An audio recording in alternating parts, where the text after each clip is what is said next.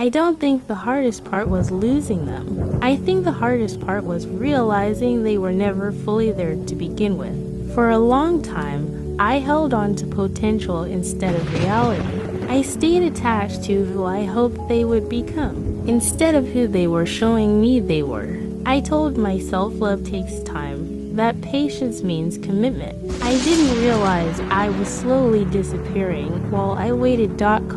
I loved someone who wasn't ready, not ready for consistency, not ready to meet me where I was emotionally. And instead of questioning that, I questioned myself. I asked myself if I was asking for too much, if I was being too sensitive, if my expectations were unrealistic. I made excuses for things that hurt me, because admitting the truth would have meant accepting that this relationship might never give me what I needed. They always came first.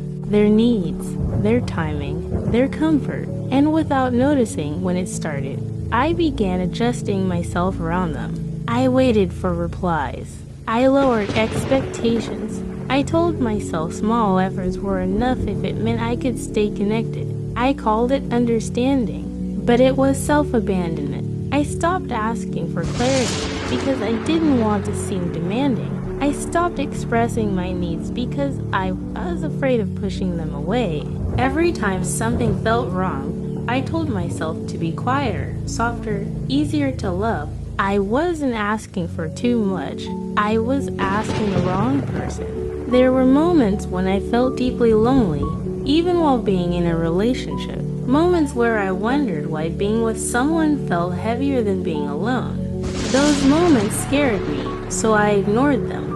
I thought if I stayed long enough, if I proved my loyalty, if I showed them how safe love could be, they would eventually choose me fully. But they never did. Instead, I began to disappear.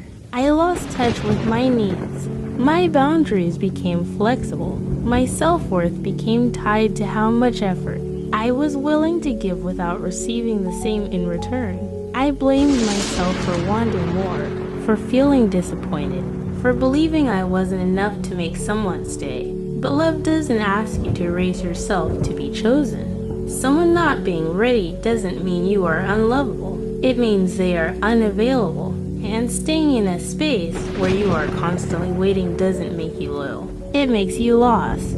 The realization didn't come loudly. It came quietly. In moments where I felt exhausted instead of safe. In moments where I realized I was giving from a place of emptiness.